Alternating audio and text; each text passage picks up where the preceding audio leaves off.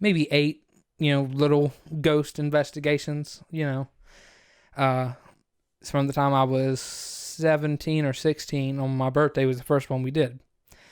So we went to a graveyard near all of our homes. You weren't there, but Jacob was there, and Jacob's stepbrother, right? Yeah, Jacob's stepbrother was there. And it was for my birthday, and I just decided, hey, I don't want to party. I don't want to drink. I don't do that. I was like, let's go something. So we took phones. That's all we had was phones and flashlights and jackets. That's all we had. We didn't have no fancy equipment, none of that, because you don't need any of that. And fun for the whole family. Absolutely. A job for everybody. Here's a phone. So Jacob was vlogging at that point, and he decided he was going to put it in one of his videos. All right, man, do whatever. That's your prerogative. You do you. I'm doing it for a different reason, but whatever reason you do it for is your job. So we all met up at a store, 24-hour store in the area, and that was near the graveyard we were going to. And we weren't doing it out of a way of disrespect or hate or anything like that. We wanted to be respectful. We wanted to see if there's anybody still left in the graveyard that hasn't came to terms with their death or something else happening, because this graveyard, the whole road is named after James Borgman, and he helped establish the area. He was a settler, and the road is called Borgman. That's why it's called that, because James Borgman is buried in this graveyard, and there's other headstones there that are marked Borgman. So I can only assume his family's buried there too. So we went, and it was probably 11 o'clock at night when we went, and we all drove out. I think we each had our own car, so we each drove out in our own vehicle, and we went in, and we said a prayer before we went in. I think I brought a cross necklace for all of us to wear, just to kind of ward off anything bad, keep anything from leaving there with us. I had known about it. I drove by it all the time. It's on a road that next to the road I live on. I knew about it. I knew it was there.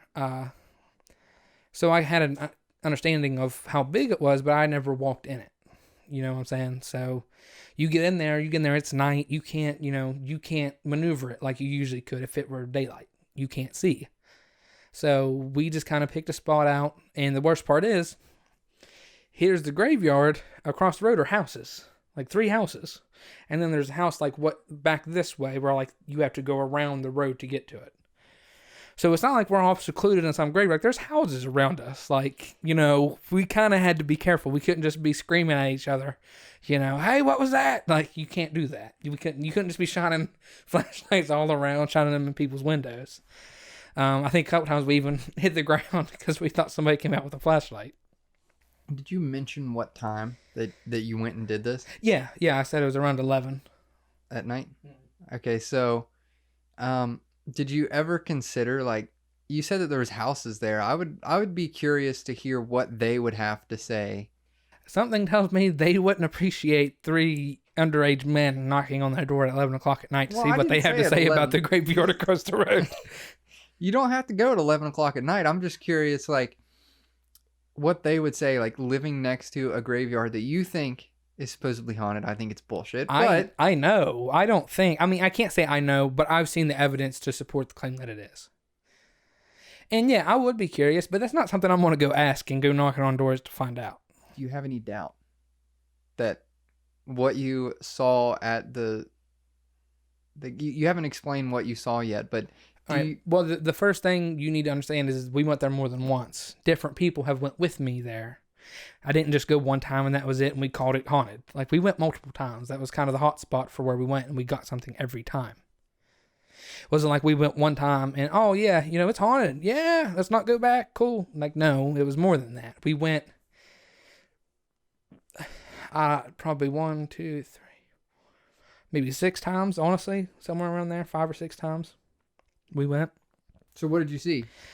Well, that time it was harder for us to find anything. It was our first time. We were, your nerves are through the roof. You're shaking. You're just kind of worried. because you don't know what to expect. We'd never done this before. We were a bunch of high school kids doing this. We didn't have any expertise in this. I watched Ghost Hunters, and oh yeah, I know what to do. Now I didn't. We didn't have the equipment to do it, but we made do. So we kind of walked along, and there was kind of a hill. There's like the pathway, and it kind of drops off a little bit, and there's like an downcline. And there's kind of a spot there where there's no headstones. And we wanted to find a spot like that where we wouldn't be stepping on people's graves. We wanted to be respectful. We didn't want to disrespect anybody.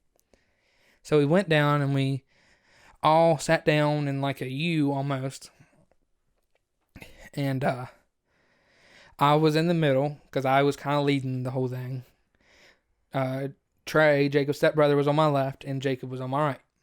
Jacob only half believed, how he can be. He's like, oh, I don't believe in it. I'll just go with you. By the end of the night, I think his opinions changed, even though he don't like to talk about this night. So I think that just says something itself. He don't even like hearing about it. But we started off, Jacob was recording for his vlog, like I said, and we were just asking regular questions. And then I set up a flashlight. And the way you set up a flashlight for what we were doing is you turn it on, then unscrew the top of it till the light goes out, but enough to where it doesn't take too. You don't want to just tap it and it turn back on. You want to actually have to be able to turn, but just turn a little bit to get turned on.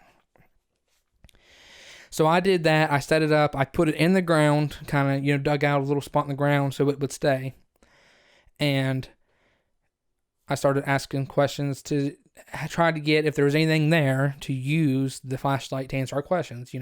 Turn the flashlight on if, da-da-da-da-da. Like, if there's anybody here, turn on the flashlight, that type of stuff. So we asked a couple questions, and nothing really came of it. So I decided, hey, let's try to get some pictures, right? And Trey had his phone out, and I said, Trey, I want you to take a picture, point it at the flashlight, and take a picture, right? Because thinking, we're communicating with it, it's probably going to be near the flashlight.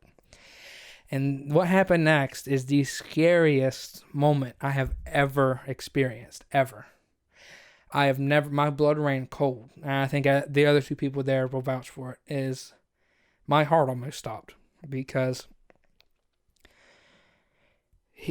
I'm sure it was dark. He was using his flash. And when you take a picture, your flash hits first, it focuses in, and then the shutter hits and takes the picture. Well, as soon as that flash hits, so did the light on the flashlight. Turned right on. And I said, Trey, you better put that damn phone down. So he grabbed it, covered up the light, and put it down. And we kind of looked at each other. And we were like, what the hell was that? And we were like, all right, it's all right. And then we got back into it. We let our hearts calm down. Our blood pressure went down. And then it got knocked over. Like somebody hit it. Not like it felt like it hit it and then it fell. And we got up. We were scared to death. I mean, after just seeing it turn on by itself, it scared the hell out of us. I'm just going to say it. I was scared to death. I was afraid. I didn't know what was happening. I believed, but I didn't expect anything to happen. We ran, I left the flashlight there. I left my cell phone there. My new cell phone I had just gotten like the day before because I was recording with it and left it there. And we ran out of the graveyard. We ran into the little parking lot because there's a church there and then there's a parking lot. And I was like, man, we got to go back in. I left my phone in there. And they're like, no, just leave it. Come back tomorrow. I said, no, I can't leave it there. We have to go get it. So, all three, it was like how Scooby-Doo, like where they send like Scooby and Shaggy in and they're like shaking and like they got to be the live bait. That's what we felt like, was like a live bait, like going back in there after what we just saw. And I got my phone and I was like, whatever, we're going to leave the flashlights there. I'm not touching it. Something else touched it. I don't want it anymore. It can happen. And we left, we went back to their house and we were listening to some audio. We got a couple of things, nothing major. But another thing I forgot to mention is maybe 10 minutes while we were there, obviously Jacob had almost a fully charged phone because he was planning on recording the whole thing. So we had video evidence and he could put it on his YouTube channel. It died. 10 minutes later, died. As soon as we got there. As soon as we sat down, nothing. And it said that spirits will drain the battery of devices to charge themselves up. I don't know. There's evidence to prove it, and that kind of is evidence that proves it. But so we, whatever. Like, it was like, all right, we kind of talked about it. We weren't entirely sure what we saw, what happened. We didn't get much in the way of evidence in picture form. A little bit of audio stuff, but nothing too much. So I went home. Second time I went out. I think it was me and Trey, and I think 3 other people went. Well, the 2 of the 3 didn't believe at all. They just went because I convinced them to. They went with me and Trey and the 3rd person. And,